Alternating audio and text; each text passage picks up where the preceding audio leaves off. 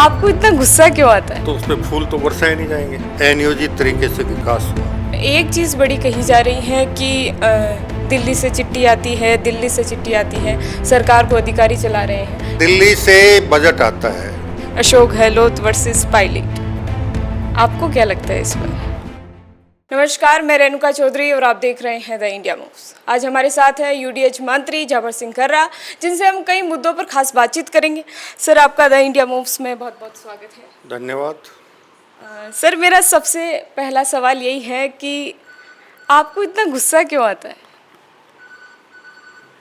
गुस्सा तो जब कोई कार्य सही तरीके से चल रहा है और बीच में कोई अगर अनावश्यक व्यवधान डालता है जी।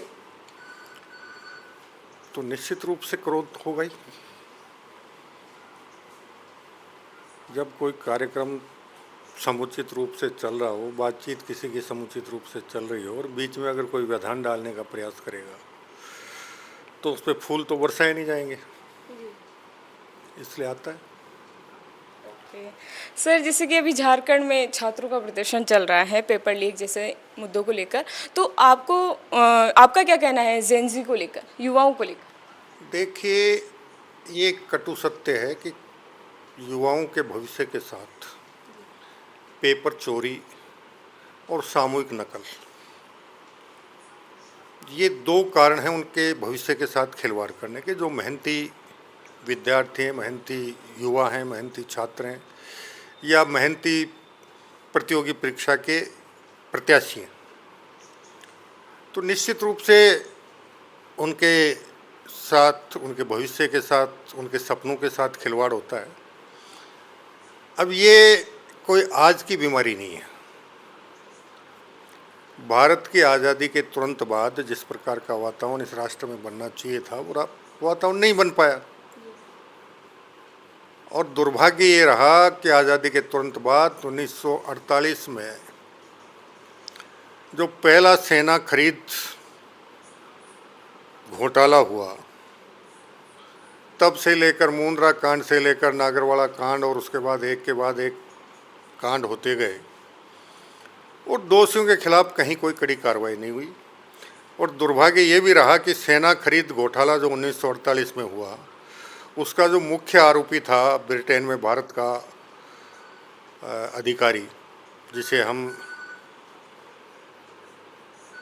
संसद तक भी पहुंचा और 1962 के भारत चीन युद्ध के समय दुर्भाग्य से इस राष्ट्र का रक्षा मंत्री भी था। तो ब्रिटेन में हाई कमिश्नर रहते हुए उसने सेना खरीद घोटाले को अंजाम दिया।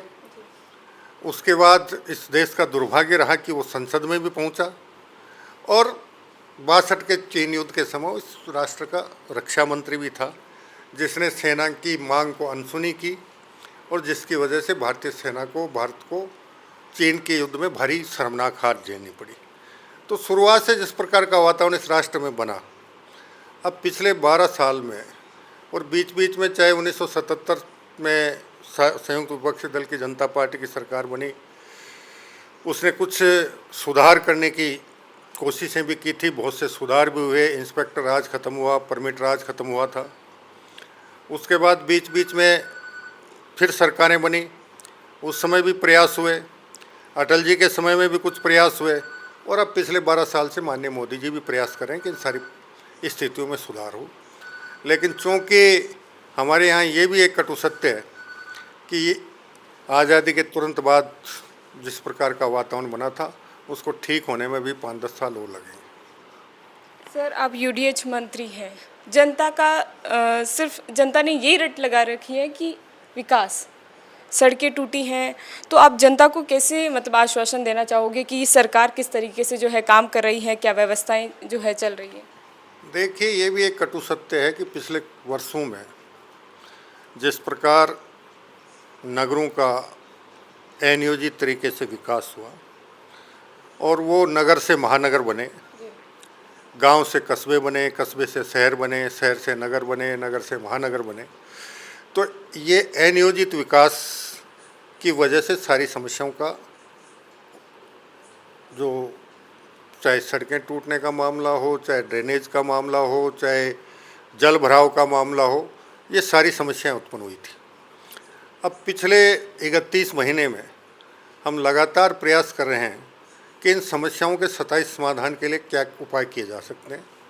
इसके लिए हमने विभिन्न एजेंसियों को डीपीआर बनाकर इस समस्या के स्थायी समाधान के क्या काम हो सकते हैं उसके लिए अधिकृत दिया। जैसे उनकी रिपोर्ट आएगी उसके बाद हम इस दिशा में कोई ठोस कार्रवाई करना शुरू करेंगे।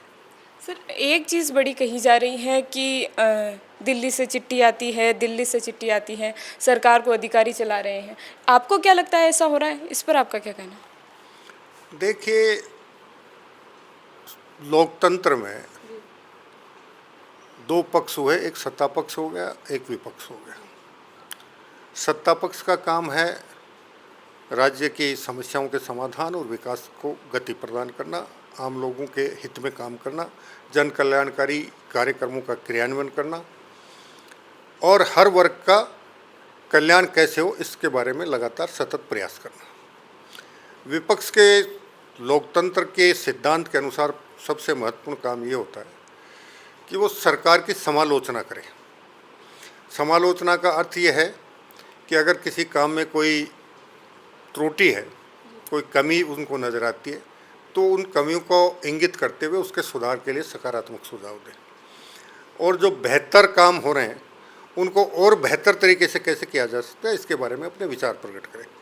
लेकिन दुर्भाग्य से लंबे समय जो पार्टियां सत्ता में रही, अब उनको ये पच नहीं पा रहा है और वो लोकतंत्र की भावना के अनुसार विपक्ष का जो नैतिक दायित्व होता है उसके निर्वहन के बजाय आरोप प्रत्यारोप और अनावश्यक अफवाहें लोगों को भ्रमित करने का प्रयास कर रहे हैं। मतलब ऐसा नहीं हो रहा कि दिल्ली से कोई चिट्ठी विट्ठी?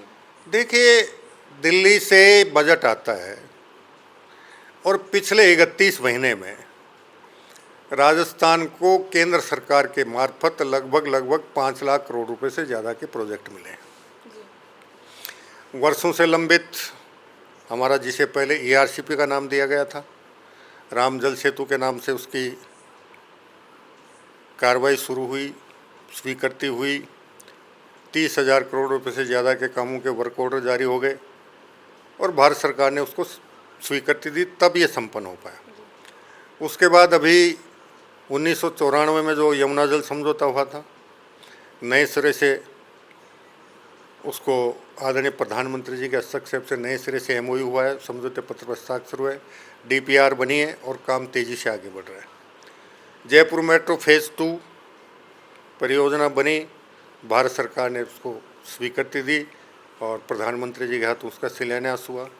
ऐसे हमारे अन्य अंतरप्रांतीय जो जल विवाद थे उनको भी हम समझौते के अंतर्गत तेज़ी से प्रगति कर रहे हैं।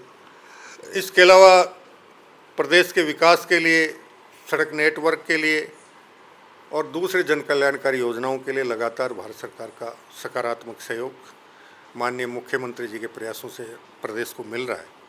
अब ऐसे में कोई बार बार मुख्यमंत्री दिल्ली क्यों जाता है ये प्रश्न करता है, तो उससे बार बार यात्रा के जो प्रदेश के हित में समाधान हो रहे हैं उनके बारे में भी उनको बात करनी चाहिए। सर, जैसे कि विपक्ष में बड़ा चलता रहता है कि अशोक गहलोत वर्सेस पायलट, आपको क्या लगता है इस पर? देखिए, अब ये उनके घर का मामला है, वो जाने, उनका काम जाने, हमें इससे कोई मतलब नहीं है। अब उनमें आपस में वर्चस्व की लड़ाई है। पूर्व मुख्यमंत्री मान लो, पूर्व मुख्यमंत्री मान लो, आज का प्रदेश अध्यक्ष मान लो। कांग्रेस में सबसे बड़ी बात यह है कि जो नेता जिसकी वजह से आगे बढ़ा उसे धोखा देकर दूसरे को शरण में जाता है, फिर उससे आशीर्वाद से वो आगे बढ़ता है और फिर उसको धोखा दे के आगे बढ़ता है। तो ये उनकी पार्टी का खुद का मसला है, इससे हमें किसी प्रकार का कोई मतलब नहीं है। जनता सब देख रही है, जनता सब समझ रही है, कार्यकर्ता भी देख रहे हैं। इसलिए उनकी पार्टी क्या करती है क्या नहीं करती है वो उनका अंदरूनी मसला है और जनता समय आने पर उसका समुचित जवाब भी दे देती है। सर, एक मेरा आखिरी सवाल ये है कि क्या वसुंधरा राजे के बिना नगरीय निकाय चुनाव जीत पाएंगे? देखिए, वसुंधरा जी पार्टी की राष्ट्रीय उपाध्यक्ष हैं और पार्टी के साथ लगातार कंधे से कंधा मिलाकर जितना कुछ उनका सहयोग होता है मिल रहा है, और राष्ट्रीय उपाध्यक्ष के नाते वो अपने कर्तव्य और दायित्वों का निर्वहन कर रही हैं। इसलिए मेरे हिसाब से इस प्रश्न का कोई औचित्य नहीं है। Thank you sir.